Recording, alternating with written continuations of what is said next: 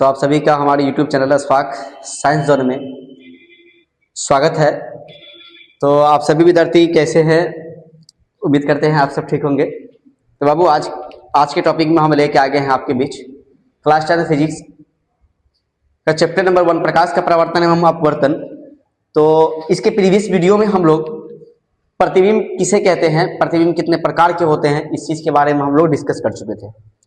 आज हम देखेंगे जो प्रतिबिंब के प्रकार था, दो प्रकार, वास्तविक और काल्पनिक प्रतिबिंब। आज हम वास्तविक और काल्पनिक प्रतिबिंब में अंतर के बारे में पढ़ेंगे और दोनों में अंतर देखेंगे। ठीक है, तो देखते हैं बाबू कि वास्तविक और काल्पनिक प्रतिबिंब में अंतर क्या है। तो हमारा जो हेडिंग है आज का वो है आपका वास्तविक एवं काल्पनिक प्रतिबिंब में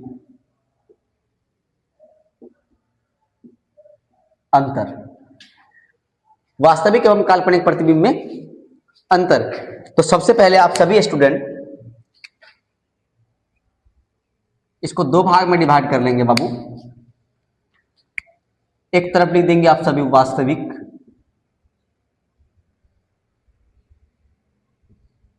वास्तविक और दूसरी तरफ क्या लिख देंगे बाबू आप काल्पनिक।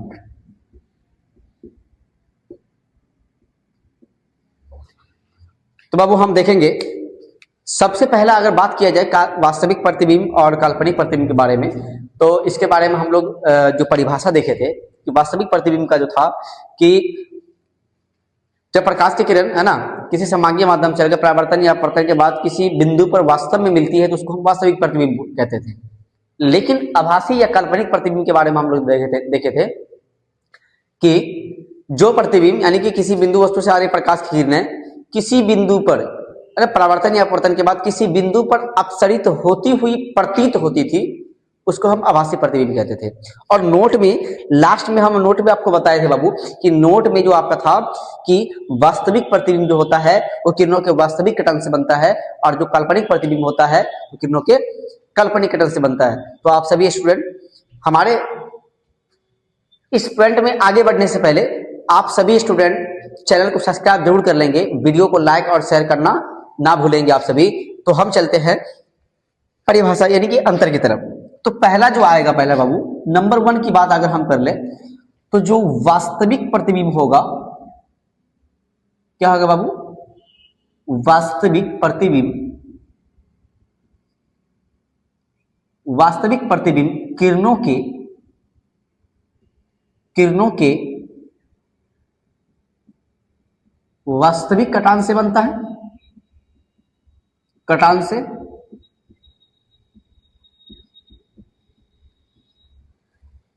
किरणों के वास्तविक कटान से बनता है। अगर यही हम काल्पनिक की बात करें तो काल्पनिक प्रतिबिंब जो होता है बाबू, काल्पनिक प्रतिबिंब किरणों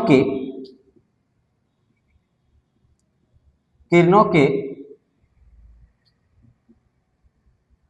काल्पनिक कटान से बनता है, कटान से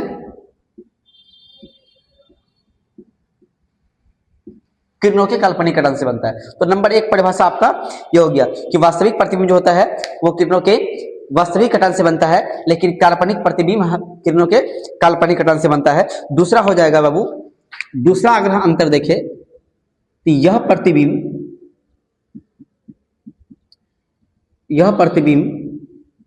हमेशा उल्टा होता है। यह प्रतिबिंब हमेशा उल्टा होता है। इसका ठीक इसका विपरीत हो जाएगा क्या बाबू कि यह प्रतिबिंब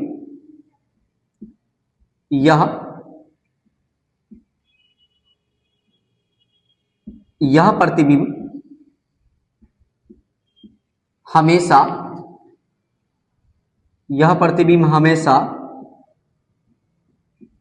सीधा होता है, हमेशा सीधा होता है। ठीक है, यह प्रतिबिंब हमेशा सीधा होता है। तीसरा अगर हम बात करें बाबू अंतर की, तो इस प्रतिबिंब को, यानी कि इस प्रतिबिंब को, किसको, वास्तविक प्रतिबिंब है ना, इस प्रतिबिंब को पर्दे पर उतारा जा सकता है। इस प्रतिबिंब को पर्दे पर उतारा जा सकता है, लेकिन अगर हम बात करें काल्पनिक की बात करें तो इस प्रतिबिंब को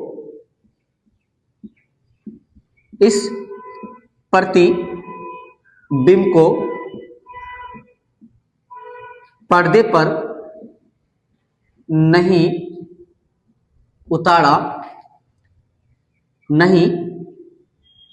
उतारा जा सकता है। काल्पनिक प्रतिबिंब को पर्दे पर नहीं उतारा जा सकता।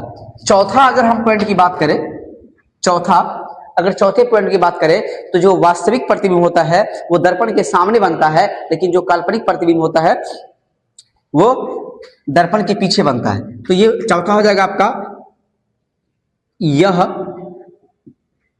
दर्पण के सामने बनता है। यह दर्पण के सामने बनता है। इसका ठीक इधर आ जाइएगा तो क्या हो जाएगा बाबू, यह दर्पण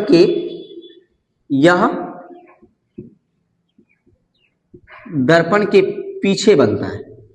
एक मिनट बाबू, यह दर्पण के पीछे बनता है। ये हो गया। तो कहने की मेरी बात यह है कि वास्तविक प्रतिबिंब में पहला पॉइंट अगर हम बात कर ले, जो पहला पॉइंट है वो है वास्तविक प्रतिबिंब। वास्तविक प्रतिबिंब किरणों के वास्तविक कटान से बनेगा। जो वास्तविक प्रतिबिंब होता है वो किरणों के वास्तविक कटान से बनता है। लेकिन काल्पनिक प्रतिबिंब की अगर हम बात करें तो जो काल्पनिक प्रतिबिंब होता है वो किरणों के काल्पनिक कटान से बनता है। किरणों के काल्पनिक कटान से बनता है। दूसरा है आपका यहाँ पे कि यह प्रतिबिंब हमेशा उल्टा होता है, लेकिन यह प्रतिबिंब हमेशा सीधा होता है। यानी कि वास्तविक प्रतिबिंब हमेशा उल्टा बनेगा, लेकिन काल्पनिक प्रतिबिंब हमेशा क्या बनेगा बाबू, सीधा बनेगा। उसके बाद बोल रहा है तीसरा अंतर में कि इस प्रतिबिंब को पर्दे पर उतारा जा सकता है, लेकिन काल्पनिक प्रतिबिंब जो होता है, काल्पनिक प्रतिबिंब को पर्दे पर नहीं उतारा जा सकता। काल्पनिक प्रतिबिंब को पर्दे पर नहीं उतारा जा सकता। चौथा पॉइंट आपका बोला यहाँ पे कि यह प्रतिबिंब दर्पण के सामने बनता है। यह प्रतिबिंब दर्पण के सामने बनता है, लेकिन जो काल्पनिक प्रतिबिंब होता है यह दर्पण के पीछे बनता है। अब इस प्रकार से आप लोग याद रखेंगे काल्पनिक प्रतिबिंब यानी कि वास्तविक प्रतिबिंब और काल्पनिक प्रतिबिंब में अंतर। ठीक है, तो आप सभी इसका अंतर जरूर याद रखेंगे। ठीक है, तो बाबू हम आगे चलते हैं। आप सभी इनका स्क्रीनशॉट ले लें।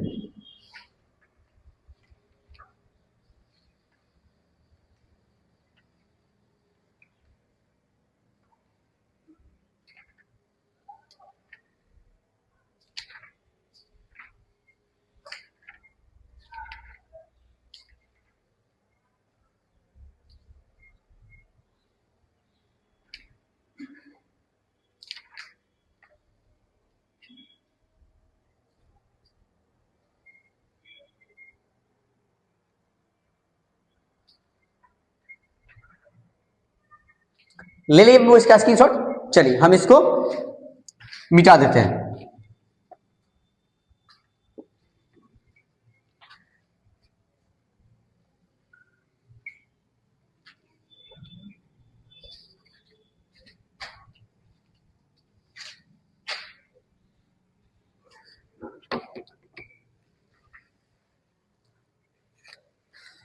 अगला पॉइंट है बाबू आपका पार्श्व विपरिवर्तन।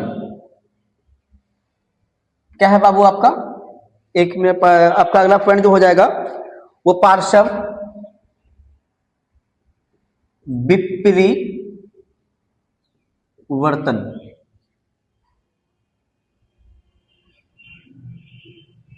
पार्श्व विपरिवर्तन,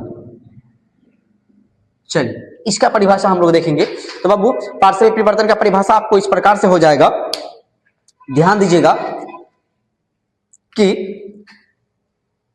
वह घटना जिसके कारण किसी बिंदु का प्रतिबिंब, कह सकते हैं इसको, है ना, वह घटना, वह घटना वह घटना जिसके कारण किसी वस्तु का, जिसके कारण किसी वस्तु का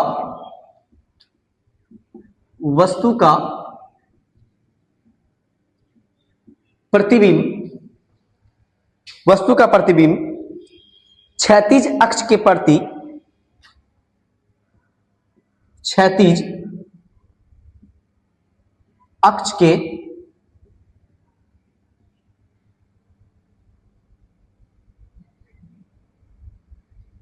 क्षैतिज अक्ष के परितः 180, है ना, 180 डिग्री, 180 डिग्री के कोण पर घूम जाता है, के कोण पर घूम जाता है, 180 डिग्री के कोण पर घूम जाता है। इसके फलस्वरूप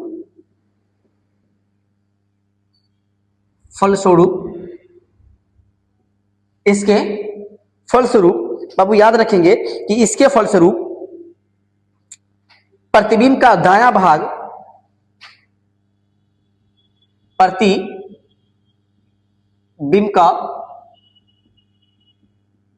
दायां भाग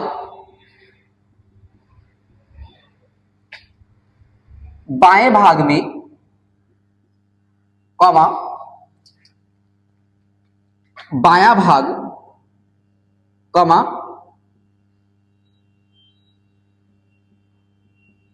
बायां भाग दाएं भाग में, दाएं भाग में दिखाई देता है, दिखाई देता है, उसे पार्श्व विपरिवर्तन, विपरिवर्तन कहते हैं, उसे पार्श्व विपरिवर्तन कहते हैं। बाबू हम एक फिगर बना लेते हैं, ठीक है, आप सभी ध्यान देंगे इधर। सबसे पहले एक आयत बना लीजिए बाबू आप सभी,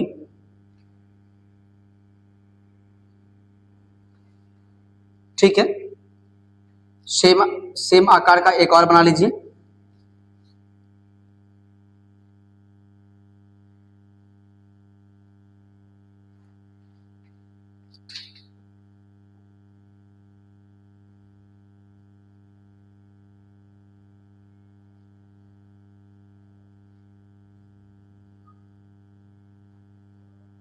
ठीक है, चलिए,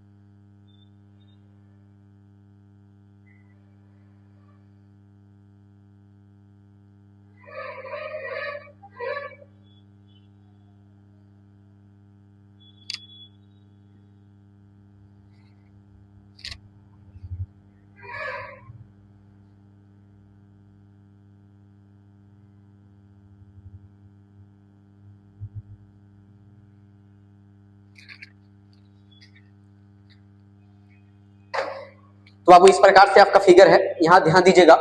फिगर में क्या कह रहा है, मतलब पहले परिभाषा को देख लेते हैं कि वह घटना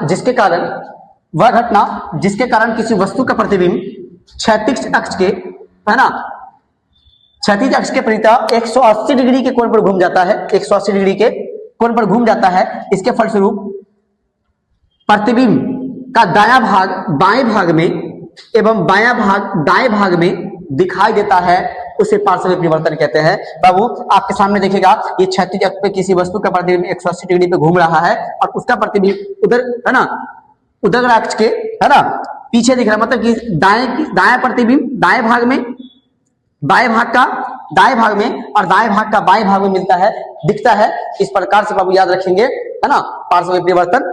तो बाबू आप सभी के बीच इसका आप स्क्रीनशॉट ले चुके हैं। चलिए हम इसको, इस फिगर को हम मिटाते हैं बाबू, ठीक है, इस फिगर को हम मिटाते हैं और आपके सामने हम SW में 5 क्वेश्चन देते हैं और आप सभी स्टूडेंट उस 5 क्वेश्चन को जरूर कर लेंगे। अभी तक के जितने सारे पॉइंट्स पढ़े हम लोग, उस सारे पॉइंट्स के, है ना, जितने भी पॉइंट्स पढ़ चुके हैं, इसके पीछे प्रीवियस वीडियो जो भी लेक्चर आया है उसमें से आप कुछ क्वेश्चन को ध्यान रखेंगे। पहला क्वेश्चन है बाबू आपको HW में, बाबू होमवर्क में क्वेश्चन नंबर 1 है, क्वेश्चन नंबर 1 कि प्रकाश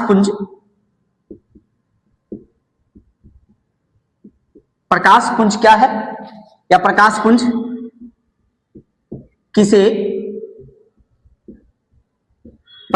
किसे कहते हैं। दूसरा देखिएगा बाबू क्वेश्चन नंबर 2 बोल रहा है आत्मदीप्त पदार्थ एवं दीप्त पदार्थ क्या है।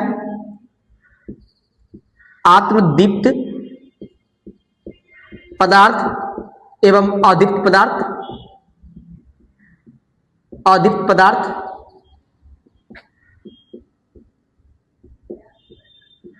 क्या है।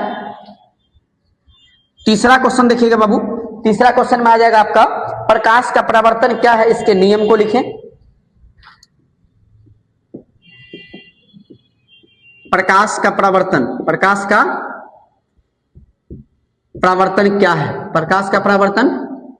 क्या है ना, इसके नियम लिखें, इसके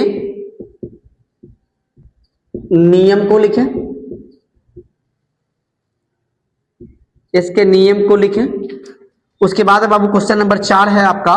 क्वेश्चन नंबर 4 है कि वास्तविक एवं काल्पनिक प्रतिबिंब में अंतर, वास्तविक एवं काल्पनिक प्रतिबिंब में अंतर, काल्पनिक प्रतिबिंब में अंतर लिखें। क्वेश्चन नंबर 5 है बाबू आपका, क्वेश्चन नंबर 5 क्या है, पार्श्व विपरिवर्तन क्या है, यानी किसे कहते हैं। पार्श्व विपरिवर्तन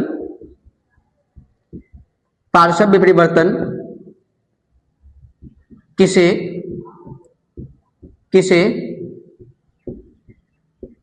कहते हैं। तो बाबू इन सभी पॉइंट्स के बाद आप सभी स्टूडेंट इन 5 क्वेश्चनों को जरूर कर लेंगे। अब तक के पॉइंट जितने हम लोग पढ़ चुके हैं उनमें से ये 5 क्वेश्चन बनता है आपके एग्जाम के व्यू से। तो आप सभी स्टूडेंट से हम मिलते हैं नेक्स्ट वीडियो में, और हमारा जो पॉइंट होगा वो दर्पण किसे कहते हैं, दर्पण कितने प्रकार के होते हैं, दर्पण में सभी दर्पणों को देखेंगे। तो आप सभी स्टूडेंट वीडियो को एंड तक देखा करेंगे और आप सभी स्टूडेंट हमारे वीडियो को पूरा देखें, उन वीडियो को लाइक एंड सब्सक्राइब करें।